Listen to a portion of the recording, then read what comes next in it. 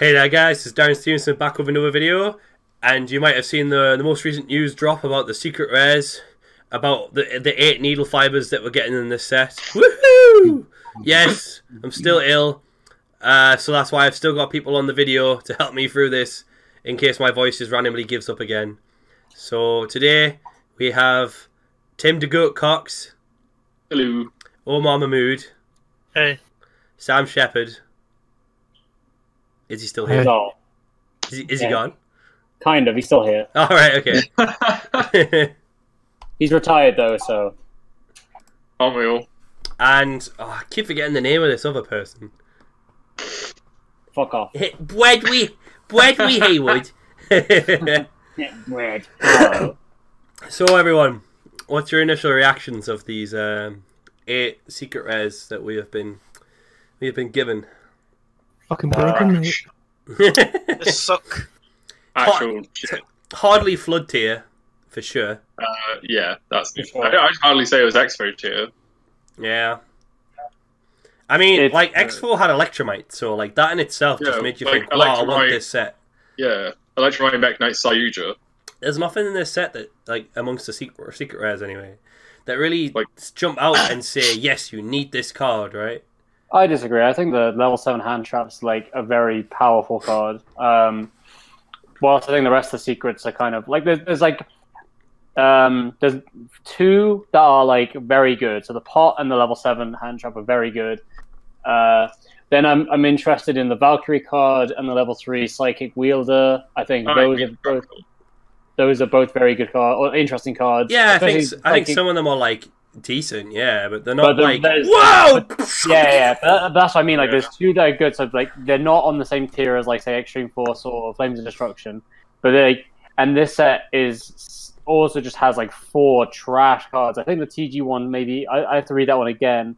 But like you've got 4 cards that are just not deserving of a secret rarity. So like it's not 2011 or 2010 or whatever it is. So TGs just aren't relevant. yeah, so you've got like essentially 2 really good ones, 2 cool ones, and then 4 garbage ones. So that's basically my take on. I think you're always going to have 1 or 2 ones that are shit, because that's part of the randomness of packs, right? But like having like 4 that stick out to me that seem really bad on here is just like, wow. Yeah. Makes What does the Trickstar one do? Well, we'll get to that in a sec. We'll just talk about our initial reactions to these cards in particular that were selected.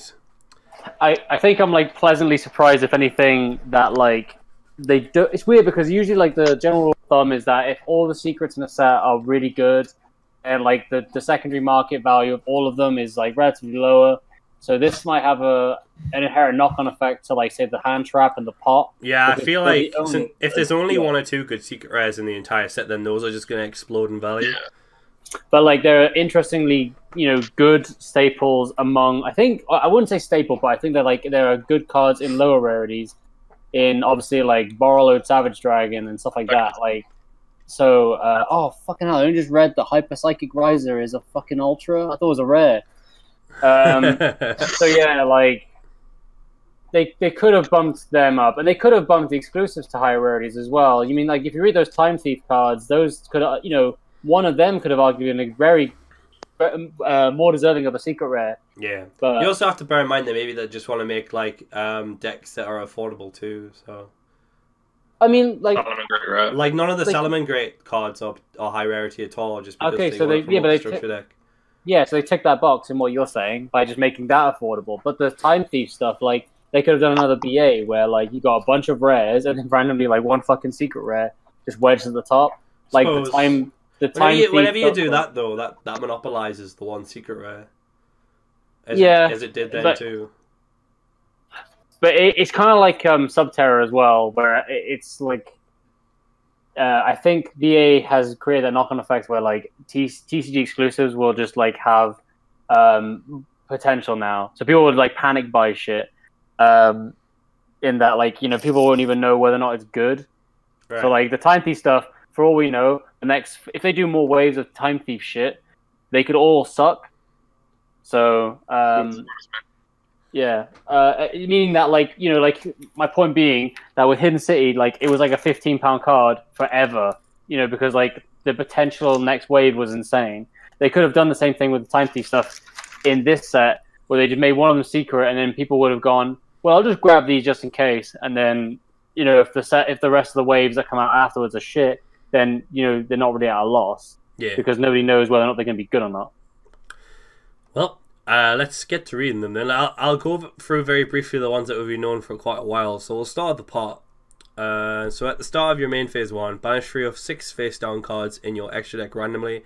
Face down, draw 1 card for each 3 cards banished this way. For the rest of this turn, after this card resolves, you're going to draw cards by this card effect. So what's people's initial reactions of that card in general and that being the secret rare in the set? Do you think it makes sense?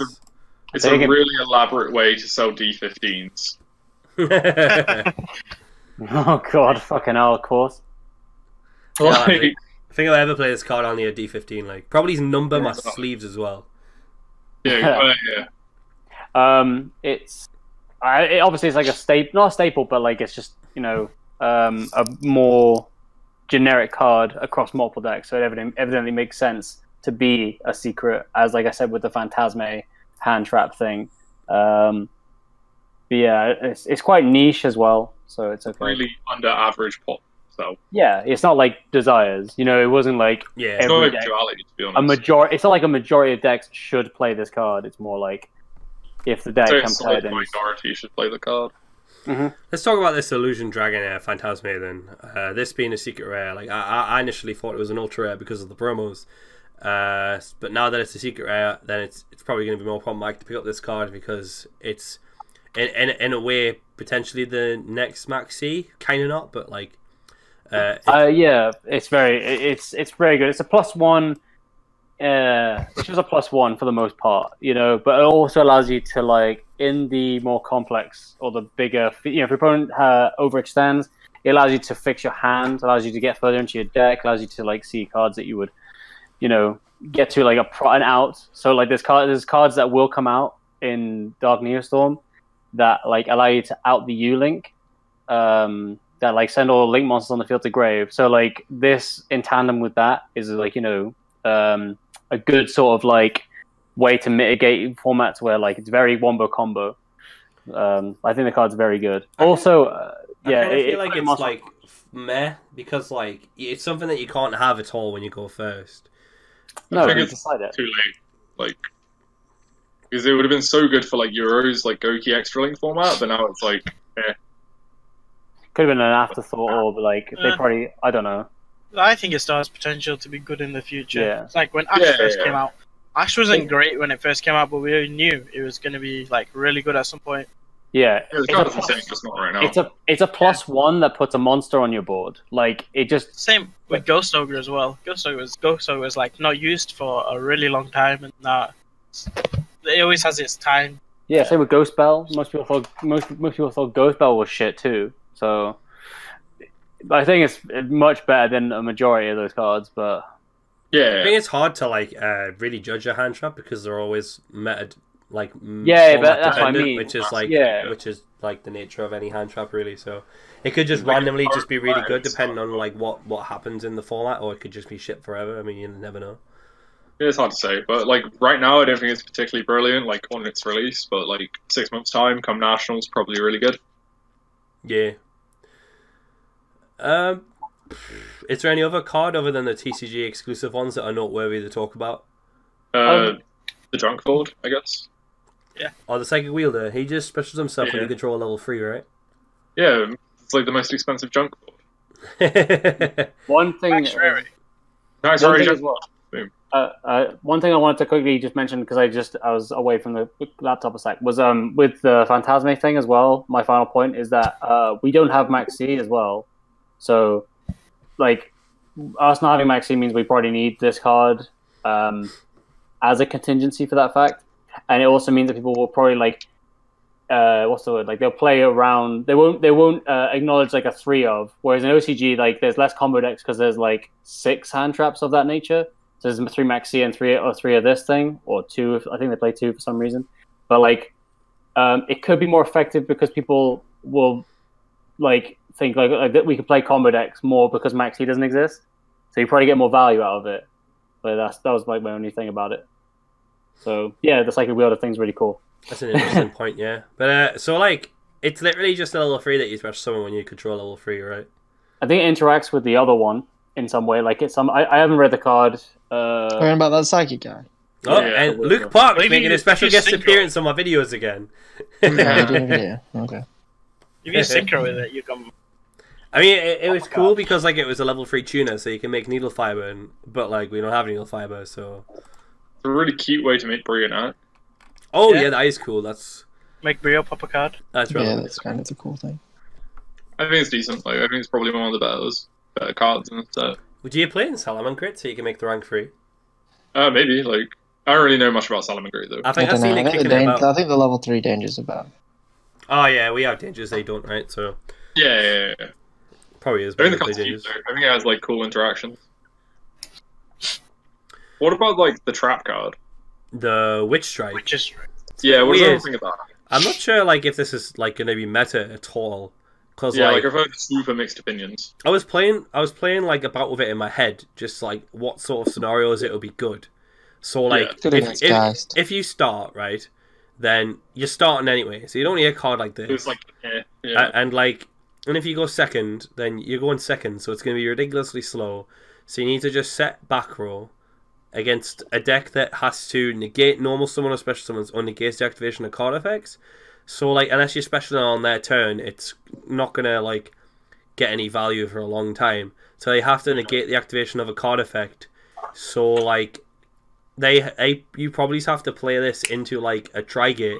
So you have to use a card to bait Trigate and then flip this to get rid of everything. Yeah, it's kind of weird. Like, And that's but in that example it's bad because Trigate can just snipe back rows.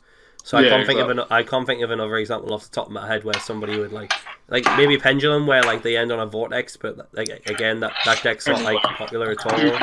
Have you mentioned Red Reboot as well? but it doesn't do shit to a red reboot, does it? No, but that's what I mean. Like they can't, like if think about the decks I'll probably play, it would be like a trap deck. Yeah. 'Cause it being a trap, like I don't know, like I'm thinking of and it's probably more niche than I'm giving it credit for. In that, Red Reboot being really prominent is like they can't use it after the fact. If you go first and then set traps go, and then they go Red Reboot when you flip a trap, can you set Witch's Strike from your deck and then immediately on resolution flip it? No, No, because No, because you can't take trap cards anymore. Oh, that's my point. That's why it's kind of like, yeah. so it's not good against Red Reboot, you gimp. Yeah, That's I absolutely. wasn't saying that. I was saying the polar opposite. Like, anything that plays it, it'll lose the red reboot anyways. There's no point in playing another card Yeah. that loses the reboot. Right, I see. So Yeah, I think- you can't think of any situation where this card would be good. It has nice artwork. That it I does, think yeah. everyone just reads the effect and is like, oh my god, he loses every card he controls. I don't think that's really... But you can read Exodia and it says you win the duel. You don't play Exodia, right? Yeah. Well, does it? It says if the effect of a card is negated, right? Or does it say activation? Negated a normal summon or special summon, or negated the activation of a card or effect. Oh, it doesn't even like. Okay, I was thinking like it's better.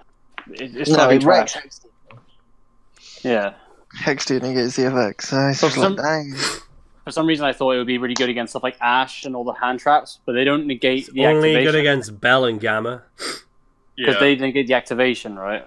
So Yeah. it's like fucking trash. Bell and Gamma are such niche hand traps that only come in specific Gamma's formats. only good going second anyway, so like Yeah. realistically, so like they're not going to have time to activate it I've never unless seen that this. Makiura the Destructor comes back. Then we might have a problem. I've never seen this card once in any OCG list, and like OCG tend to be wild and just try random shit. And if they're not wild enough to try this, then the card is probably bad. I don't know if it'll have its format, but like, You never know. I mean, Depends how slow it gets. It's If not the even- thing is Yeah. really slow. the then, well, problem I with guess the it could secret be rares in just this insane. set is like they're not even worth picking up in terms of I'll hold on to it in case it gets good, because they're all going to get reprinted in the Megatins anyway. So in terms Yeah, of exactly. investment, the set isn't worth it except Dark Neostorm, and even if Dark Neostorm shit, it's still worth an investment because nothing's getting a reprint. But since this Yeah. set is not particularly great, like there's just no reason to invest in it because it's going to get reprinted in like 6 months. I think the only potential card, like, they could do something really gimpy, because they've done it in the past. Don't forget that, like, not every card is guaranteed for reprint. So you could try and be smart in that sense, but it's such a fucking gamble. Like, do I invest in, like, the Valkyrie card? Because for some reason, like, they may not reprint the Valkyrie because, you know, like, how they sort of favor, or, like, they might have some sort of bias towards anime cards. And say, like, oh, well, this will sell once we release more Valkyries. They might not reprint it because it's a TCG exclusive, and they've been known to do that before with the Spiral cards. But like, then you just pick up the TCG exclusive cards. Yeah. Like in terms of like a set, it's just not worth investing in because like everything is just like due a reprint already, and it's only just released. Let's move on now. Let's talk about this like really bad Trickstar card. And why it's a secret rare. What does it do if you control like a Trickstar like monster? You can special summon one Trickstar token. If your opponent controls a card in their spell or trap card zone, you can special summon one Trickstar token. You can add one Trickstar monster from your graveyard to your hand. You can only to return. You cannot special summon monsters during the turn you activate this effect. I mean, it just seems terrible. Yeah. Like why this is a secret rare is beyond me. Super Team Body Force Unite. Well. Let's not even bother indulging ourselves in that. Then let's talk Is there about anything good in this set, like at all? Well, you missed it when we were talking about the part in the pseudo Maxine one. Those are quite What the hell's the big? Yeah, okay. Yeah, the guy like Thanos. Okay. What ultra is he? Ultra? Oh. No, he's secret. Oh, that's kind of gay. But let's read Trident Launcher. I've never actually read Trident Launcher. Is this an import or something? Or I think so. So it needs two effect monsters, including the TG tuner. I'm pretty sure it's part of the core set. If this card is link summoned, you can special summon 3 TG monsters, one each from... Oh, I remember reading this and thinking, what the fuck? You can special summon 3 TG monsters, one each from your hand, deck, and graveyard to zones this card points to. In your first mission, you cannot special summon monsters for the rest of this turn except TG monsters. Alright, then I read that bit and I thought it was bad again. TG Halibut, yeah. Your opponent cannot target TG synchro monsters this card points to with card effects. This card could have been fucked if it like didn't have that bit afterwards that said can't special summon TG monsters. But for casuals, for like TG decks, and like this is obviously like really fucked for them. It's really cool. It's a shame they made a secret rare though, because that means it's trying to like get the casuals to obviously buy packs and stuff, which makes sense, I suppose. I'm already not feeling the set. The more I talk about it, the more I realise, oh, the set's just really bad. Yeah, it's not great. Anyone got the card text for the Super Anti-Kaiju and the Valkyrie, and so the fans can see what they do? Well, I sent you Kaiju. No, I need like the card text, Gimp. You could read it. Just you need glasses. No, my fucking people watching the video can't read it, can they, Gimp? It's so. No, I need to project the text. Jesus I'm gay. Christ! Well, Google it then. Yeah, fucking like people wipe my ass for me, please. But I'm just asking if somebody had it to hand. Jesus Christ! No. He's a fucking gay. Was it Mecha? Super War Machine, Mecha what? Christ, that's a long name. Mecha Thunder King. Jesus Christ. Super Anti-Kaiju War Machine Mecha Thunder, aka never getting fucking wrong on any deck list. Yes. Like, thank you, Bojo. So, the card's ass. during the main phase, quick effect, you can discard this card, banish one Kaiju monster you control that is owned by your opponent. Then you can special summon one monster from your graveyard. You can only control one Kaiju monster. This card is unaffected by other Kaiju cards' effects. Also, it cannot be destroyed by battle with a Kaiju monster. During your end phase, if this card is in your graveyard, you can special summon this card. You can only use this effect of Super Anti-Kaiju War Machine, blah, blah, once per duel. Alright. So what's your initial reaction to this awful card? I mean, sorry to be biased. Really decent card. It's fucking ass. Like, It's, the monster has to be Kaiju. It's so obscure to call it a counter side card because you need to have it when you get Kaiju'd. Yeah, I think it's interesting it says the word own. Yeah, your opponent has to Kaiju you. Your opponent has to Kaiju you. Or summon it to your field or summon sorceress. That'd be funny. Yeah, that's a pretty funny reaction. But it has to be like a kaiju, doesn't it? Yeah, it has to be a kaiju. Right, so... Okay, so it doesn't really work with summon sorcerers, because unless they give you a kaiju. Yes, but what I said. They give you a kaiju or summon sorceress, you banish it, but like, it's so niche, again, it's crap. So like, the card just overall sucks. Like, its effect, the once per duel effect, could have been better if it didn't have to be summoned during the end phase, but unfortunately, it does, making it crap. It has to be summoned during the end phase? The one that says if it's in your graveyard, you can summon it during the end phase. Oh. This effect can only be used once per duel. Yeah. If it was like a bulb that summoned itself, that was like an anti-kaiju sort of measure, that'd be fucked. Because then it's much better. Because then you have a mount that's like, untargetable, blah, blah, blah. You know, like those big Rongo-y type decks, Mongo shit. You could combo. Mongo shit. You could do that combo and then go, like, I can either choose to use the kaiju as an extender or an out to the kaiju that you probably sided in. So what you're saying is, one of us is going to lose to it at some point, and we're all going to complain. Basically, yeah. Yeah, that we were all wrong. What's the name of the Valkyrie? I sent you. I don't have it on hand. What's it called? Valkyrie. That's German. What? Sechti? Yeah. The only Valkyrie I like is Valkyrus.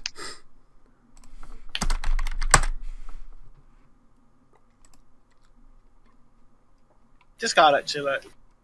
I can't find any card text for it. You know, I don't think there's a translation for it for some reason. And the only confirmation prints have been in like German for some reason as well as like an OCG one where it was confirmed like an extra pack. Well, what does it do then? Somebody know?